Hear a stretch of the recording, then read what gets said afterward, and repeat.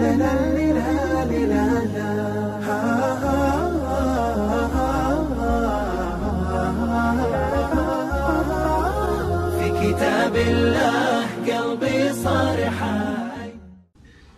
saya di Mesir menunjukkan foto mbahnya.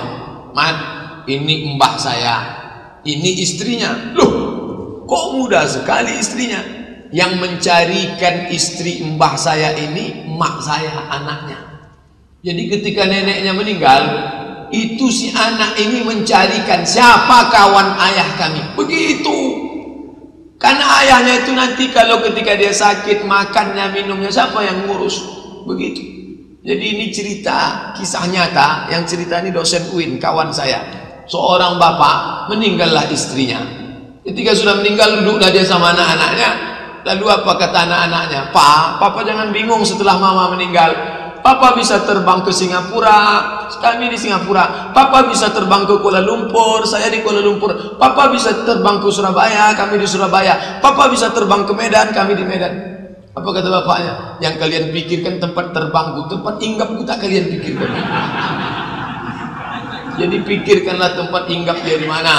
Anak yang baik, jangan yang dibangkitkan ego. Ini rumah mak kami yang bangun, ini ceret mak kami, ini kompor mak kami sampai mati. Bapaknya itu kan manusia juga. Bapak kami tak perlu lagi hubungan seksual. Bukan masalah hubungan seksual. Dia mau minum teh, minum kopi, dia mau curhat, dia mau ngomong kemana. Nanti kalau dia tak dinikahkan, dia update status terus. Nah, ini perlu orang, anak-anak itu mesti paham dengan ini. Jangan menunjukkan egonya saja. Dan bapaknya bodoh juga nih. Bukan bodoh maksud saya tidak berakal, bodoh tidak menggunakan dalil agama. Kita kalau mau nikah tak perlu izin sama anak. Saya kalau istri saya meninggal tak perlu saya izin. Nah, papa nikah ya, nikah aja. Kalau mereka melawan, saya mau nikah. Yang melawan masuk neraka. Begitu. Kita yang menyekolahkan dia, kita yang ngasih makan dia, kita pula ikut cakap dia. Tapi niatnya baik, bukan niat menyusun bini banyak-banyak. Jadi masing-masing sudah tahu, orang tua tahu tuanya, anak tahu kedudukannya. Kalau tidak, ini kacau balau. Apakah saya boleh bicara kepada ayah saya? Kalau ayah mau menikah silakan, tetapi keluarkan sebagian harta ayah yang ayah dapatkan selama dengan ibu. Ini masalah gono gini. Gono gini, aku begono engkau begini.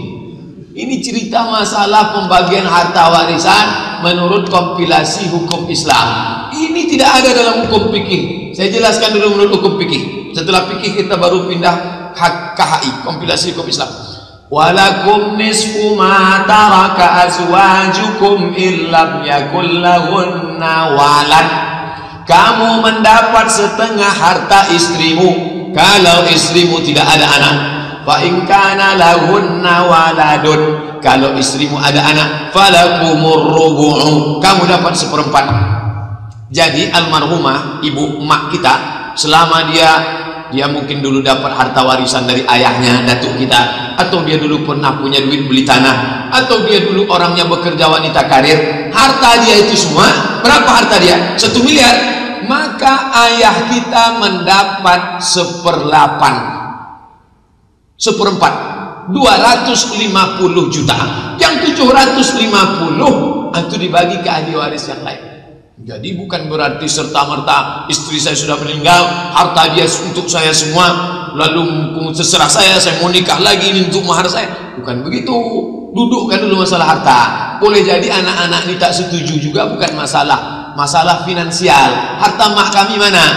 Menurut hukum fikih, harta almarhumah itu dipisahkan punya dia, si bapak suami dapat 1/4, 250 juta kalau satu ya. Ini menurut fikih. Kalau menurut kompilasi hukum Islam gono gini gimana? Selama mereka menikah, dari tahun berapa menikah? Tahun 80, meninggal tahun berapa? 2015. Berarti mereka menikah selama 36 tahun. Pencaharian bersama selama 36 tahun dibagi 2. Boleh kami pakai itu Pak Ustaz? Boleh. Karena itu kesepakatan ikut ulama menggodok KHI, Kompilasi Hukum Islam Indonesia. Duduklah secara baik, Pak. Kalau Papa mau mencari tempat hinggap, silakanlah. Tapi harta mama dulu, bagi dulu. Kalau mau pakai kompilasi, bagi dulu 2. Setelah dibagi 2, ini punya Papa, ini punya Mama. Yang punya Mama ini, Papa dapat 1/4. Nah, setelah itu mau nikah, nikahlah Pak. Tapi setelah Papa nikah sampai mati kami tak datang lagi. Oh, itu jangan. Itu marah namanya tuh. Ini kan mau musyawarah baik-baik. Bagus. Mudah-mudahan orang tua, keluarga semua mendengar sehingga bisa memberikan kebaikan kepada keluarga, insya Allah. Apa hukum menggunakan uang kertas, dan apa benar umat Islam lebih baik bermuamalah dengan menggunakan dinar dan dirham?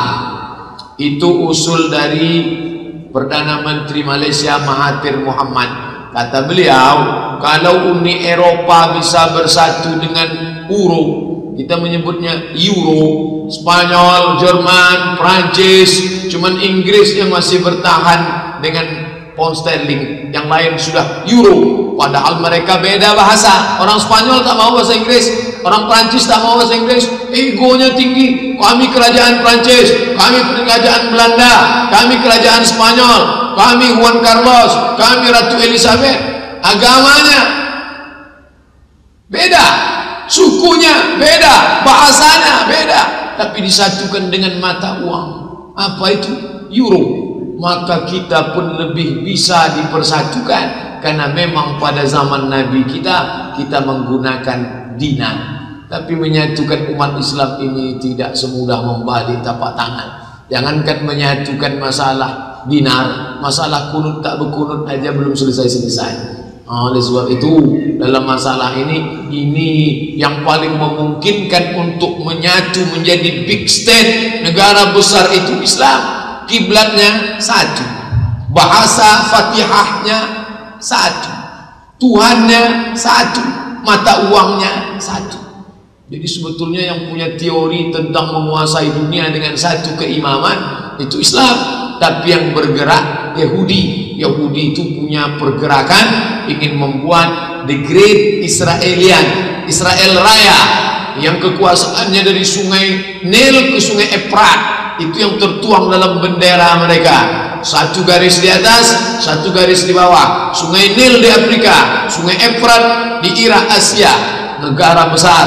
Kalau sudah terwujud, maka yang non Israel dianggap sebagai goim, keledai tunggangan. Nauzubillah. Oleh sebab itu, apa hukum kalau dipersatukan? Baik. Nah, dulu pertukaran itu dengan apa? Dengan dinar. Dinar, uang logam emas, beratnya 4,25 gram, lebih kurang satu keping itu harganya 2,5 juta. Sedangkan dirham itu uang perak. Itulah yang dipakai waktu itu. Lalu kemudian dengan pergeseran waktu, maka negara hanya boleh mencetak uang kertas sebanyak emas yang ada di negara tersebut. Dulu begitu. Indonesia misalnya punya persediaan emas 3 ton, maka dia boleh mencetak yang beredar di tengah itu kertas, tapi kertas itu adalah nilai dari emas yang ada di negeri itu. Lalu kemudian Amerika mencetak uang sebanyak-banyaknya, tidak sesuai lagi dengan emas yang ada di Amerika. Jadi yang pertama kali melanggar perjanjian, tidak boleh mencetak kertas melebihi kadar emas yang ada di negara. Itu yang pertama kali melanggar Amerika. Tapi rupanya kalau penguasa melanggar, pelanggaran itulah yang dipakai. Itu makanya sekarang kita bebas mencetak kertas tanpa melihat lagi berapa banyak simpanan emas kita.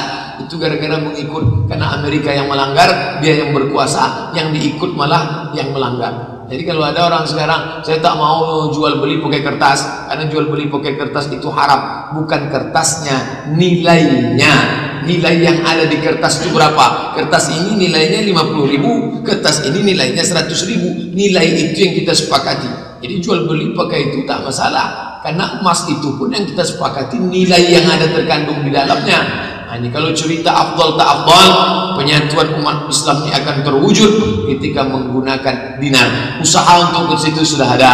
Dulu kita mendatangkan Ustadz Iqbal, tunjukkan kepada Bapak Ibu gerai dinar, 1 dinar 4,25 gram itu sebesar ini beratnya, harganya sekian. Itu ingin menjelaskan sosialisasi ke tengah umat Islam. Saya PNS dan tugas saya mengawasi pekerjaan vendor. Setelah pekerjaan selesai, saya diberi amplop yang berisi uang.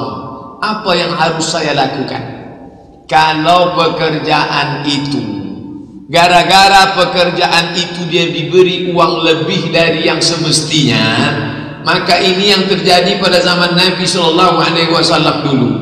Ketika datang ambil zakat pulang dari Yaman, ini kambing zakat, ini kambing saya. Ini kambing zakat, ini kambing saya. Merah wajah Nabi, Nabi marah. Hala lau jalasa fi baiti abihi atau fi baiti ummih, seandainya dia duduk di rumah ayahnya, seandainya dia duduk di rumah emaknya, apakah ada orang yang mau ngasih kambing ke dia? Nabi mau jelaskan, kalau kamu duduk di rumah emakmu, duduk di rumah bapakmu, apa ada orang mau ngasih kambing? Ini kambing untuk kamu. Kamu dapat kambing itu kan karena kamu saya angkat tadi ambil zakat. Inilah yang disebut sekarang dengan istilah gratifikasi, dan ini diterapkan dalam KPK.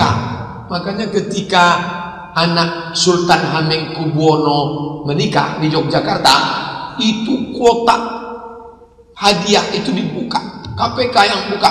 Semua kado yang lebih dari kelayakan, masa kado sampai 300 juta, ini gratifikasi. Karena nanti pasti ada keinginan kado 300 juta ini akan dibalas dengan proyek ketika ada tender. Ini kan tidak terkait tender Pak Ustadz. Kalau tidak terkait, pengawasannya akan longgar di masa akan datang. Dia tidak lagi objektif, berubah menjadi subjektif. Dulu waktu sebelum dapat kambing, ngitungnya tegas. 40 ekor, keluarkan 1. 5 ekor onta, 1 kambing. 520 kg gandum, 10% kalau pakai irigasi, pakai tada hujan, 5%, tegas ngitungnya. Ini kambingnya cacat, ini pokok kormanya tak bagus. Tapi setelah dia dapat kambing, tahun depan berubah cara. Ini cacatnya, kalau bisa jangan ya. Ayalah nggak apa-apa. Rusak. Semua standar ISO 9000, standar ini, rusak gara-gara gratifikasi. Ketika datang petugas dari Jakarta, Inspektorat Jenderal Pengawas kejam.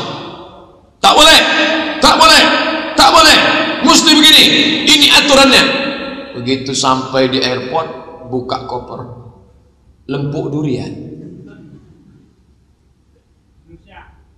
tenun siap. Lunak akhirnya, lunak. ISO 9000 hancur gara-gara tenunnya tak salah. Orang yang menerima itu lunak. Kalau saya gimana nih Pak Ustadz, ragu. Kalau mau diambil juga, mau dimakan haram, paling tidak syubhat. Mau diserahkan ke mau dibuang haram. Kemana? Serahkan ke lembaga yang dinikmati orang banyak. Serahkan ke lembaga yang dinikmati orang banyak. Beda kita ambil kita makan dengan kita ambil tak kita makan. Sikap kita terhadap itu. Kalau tak kita makan, kita tetap dengan ketegasan kita. Mungkin kalau saya tolak, nanti saya ambil, serahkan ke fakir miskin, panti jompo yang dinikmati orang banyak. Mohon penjelasannya seperti apa sistem pemerintahan dalam Islam dan bagaimana cara meraih kekuasaan yang diajarkan oleh Islam. Ketika meninggal Nabi Muhammad SAW, maka berkumpullah sahabat di satu tempat bernama Saqifah Bani Sa'idah untuk memilih pemimpin pengganti, bukan pengganti sebagai Nabi, pengganti sebagai pemimpin Muhajirin dan Ansar. Maka orang-orang Muhajirin mencalonkan Umar ibn al-Khattab, orang-orang Ansar mencalonkan Sa'ad ibn Ubadah, panglima perang dari suku Aus. Kemudian kata Umar bin Khattab, ada orang yang lebih layak daripada saya, yaitu Abu Bakar Siddiq, yang ketika itu dia saat Nabi sakit, dialah yang diangkat menjadi imam. Maka imam itu dibagi dua, imamatun sughra, imam salat, imamatun kubra, khalifah. Itu signal bahwa inilah orang yang paling layak. Maka sepakat Ahlus Sunnah wal Jamaah, musyawarah syura wa amruhum syura bainahum, orang-orang beriman bermusyawarah. Setelah terpilih Abu Bakar Siddiq, maka sahabat-sahabat pun membaiat, termasuk Ali bin Abi Thalib radhiyallahu anhu pun membaiat Abu Bakar. Jadi sistem dalam Islam itu yang disebut dalam Quran wasyawirhum fil amr. Sedangkan Nabi yang dapat wahyu saja pun disuruh musyawarah. Wasyawirhum, bermusyawarahlah engkau dengan mereka. Maka kita pun disuruh bermusyawarah. Jadi sebetulnya nilai mengangkat pemimpin dengan musyawarah itu tertuang permusyawaratan dalam sila keempat. Permusyawaratan, bermusyawarah. Makanya kita dikenal dengan musyawarah mufakat. Karena one man one vote, satu suara, satu orang satu suara, itu tidak adil. Profesor yang cerdas suaranya satu, orang jahil suaranya sama, mencoblos saja. Di mana letak keadilan? Kecuali kalau levelnya begini dianggap suaranya 10, itu bisa ada keadilan. Tapi karena adil itu dianggap sama rata, maka dalam Islam itu pemimpin diangkat berdasarkan syura. Kalau setelah dia terpilih, maka kita pun membaiatnya. Man mata, siapa yang mati, walaysa fi unuqihi bai'ah, di pundaknya tidak ada bai'at, tidak ada janji setia kepada pemimpin, mata mitatan jahiliyah, matinya mati jahiliyah. Na'udzubillah.